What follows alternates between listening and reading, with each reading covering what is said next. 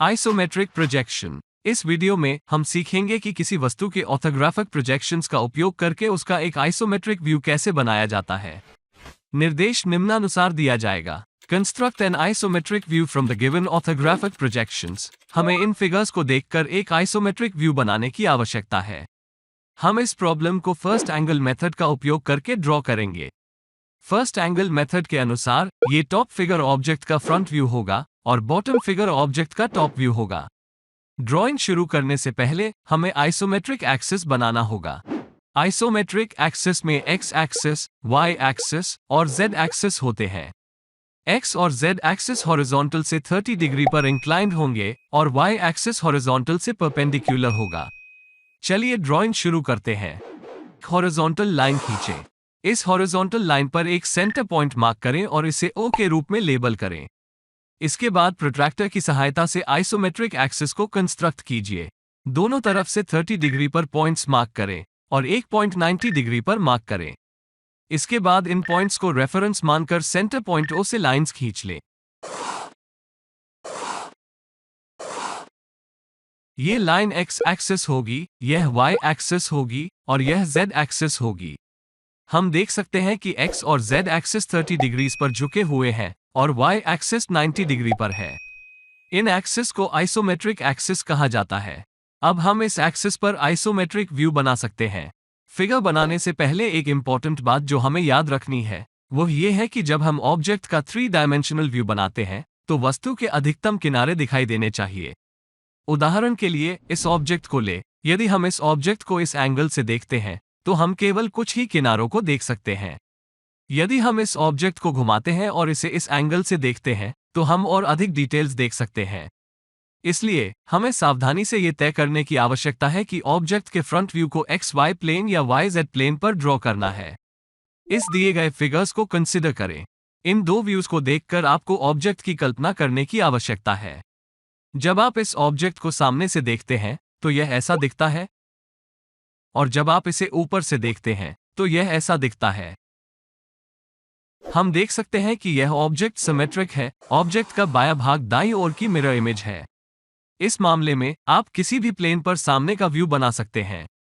आइए पहले समझते हैं कि यह ऑब्जेक्ट एक आइसोमेट्रिक व्यू में कैसे दिखता है।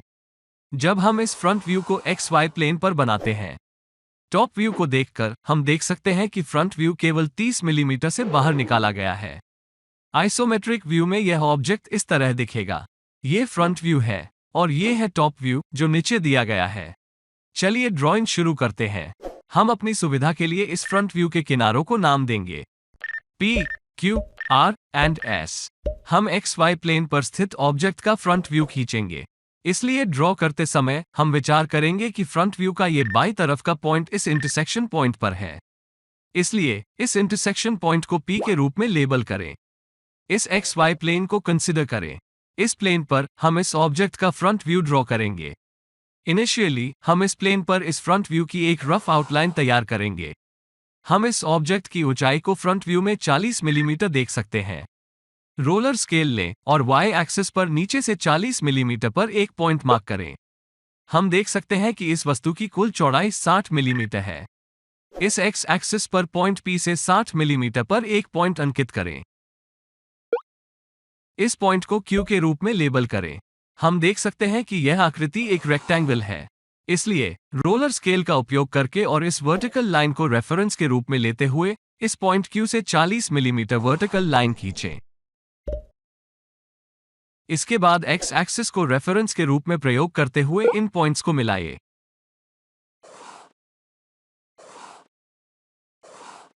ये केवल XY प्लेन पर फ्रंट व्यू का एक आउटलाइन है। इसके बाद हम टॉप व्यू को रिप्रेजेंट करने वाली आउटलाइन ड्रॉ कर सकते हैं।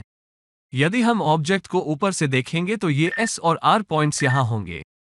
इसलिए हम इन पॉइंट्स को S और R के रूप में लेबल करेंगे। हम इस पॉइंट S से देख सकते हैं ऑब्जेक्ट की लंबाई 30 मिलीमीटर है। इसका मतलब है इस पॉइंट S से हमें Z एक्सिस के पैरेलल 30 मिलीमीटर की लाइन खींचनी होगी। इस पॉइंट से Z एक्सिस के पैरेलल 30 मिलीमीटर की एक और लाइन खींचिए। अंत में इन दो पॉइंट्स को मिलाएं। ये टॉप व्यू की आउटलाइन है। इसके बाद हम इस पॉइंट से 40 मिलीमीटर की एक वर्टिकल लाइन खींचेंगे, जो कि ऑब्जेक्ट की ऊंचाई 40 मिलीमीटर है। इसके बाद इन एंड पॉइंट्स को ज्वाइन करें। ये ऑब्जेक्ट के साइड व्यू की आउटलाइन है, जो कि ऑर्थोग्राफिक प्रोजेक्शन में दिए गए ऑब्जेक्ट का कोई साइड व्यू नहीं है। इसका मतलब है कि साइड व्यू से कोई अतिरिक्त डिटेल्स दिखाई नहीं दे रहे हैं। इसलिए हम इन लाइंस को डार्क कर सकते हैं, क्योंकि साइड व्यू अंत में ऐसा दिखेगा। इसके बाद हम फ्रंट व्यू में दिखाई देने वाले डिटेल्स को ड्रॉ करना शुरू कर सकते हैं। हमें इस स्लॉट को फ्रंट व्यू प्लेन पर ड्रॉ करने की जरूरत है। हम देख सकते हैं कि पॉइंट एस से दूरी 20 मिलीमीटर है। इसलिए पॉइंट एस से 20 मिलीमीटर की एक लाइन खींचें। इसके बाद हम देख सकते हैं कि इस स्लॉट में 10 मिलीमीटर की गहराई है।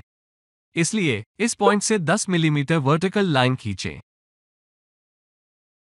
जैसा कि हम देख सकते हैं, इस स्लॉट की चौड़ाई 20 मिलीमीटर है। इसलिए एक 20 मिलीमीटर की लाइन खींचिए जो एक्स एक्सिस से पैरेलल हो। इसके बाद 10 मिलीमीटर की एक वर्टिकल लाइन खींचे और अंत में इन पॉइंट्स को एक लाइन से जोड़ दें। यह XY प्लेन पर अंतिम फ्रंट व्यू है। इसके बाद हम टॉप व्यू में दिखाई देने वाले डिटेल्स को ड्रॉ करना शुरू कर सकते हैं। हम देख सकते हैं कि ऑब्जेक्ट का ये टॉप व्यू 3 सेक्शन से बना है, जो फ्रंट व्यू पर इन 3 सेक्शंस को रिप्रेजेंट करते हैं। इन वर्टिकल लाइंस की लंबाई 30 मिलीमीटर है और इन सेक्शंस की चौड़ाई 20 मिलीमीटर है। इसलिए रोलर स्केल का उपयोग करके इन पॉइंट्स से Z एक्सिस से पैरेलल लाइंस खींचें और ये लाइनें 30 मिलीमीटर लंबी होंगी। हम देख सकते हैं कि यह स्लॉट पूरे ऑब्जेक्ट में है। इसलिए हमें इस पॉइंट से 10 मिलीमीटर वर्टिकल लाइन खींचनी होगी और इन पॉइंट्स को एक लाइन से जोड़ना होगा। इसके बाद इस पॉइंट से यहां तक एक्स एक्सिस पर एक पैरेलल लाइन खींचें। अंत में हमें आवश्यक विजिबल लाइंस को डार्क करना होगा। ये ऑब्जेक्ट का अंतिम आवश्यक आइसोमेट्रिक व्यू है। लेबलिंग को हटा सकते हैं क्योंकि यह केवल हमारी सुविधा के लिए मार्क किया गया था। अगर आपको यह वीडियो पसंद आई तो लाइक बटन पर क्लिक करें और यदि आप मेरे चैनल ADTW लर्न हिंदी पर नए हैं तो सब्सक्राइब बटन पर क्लिक करें और मेरे सभी लेटेस्ट वीडियो प्राप्त करने के लिए सभी नोटिफिकेशंस चालू करें।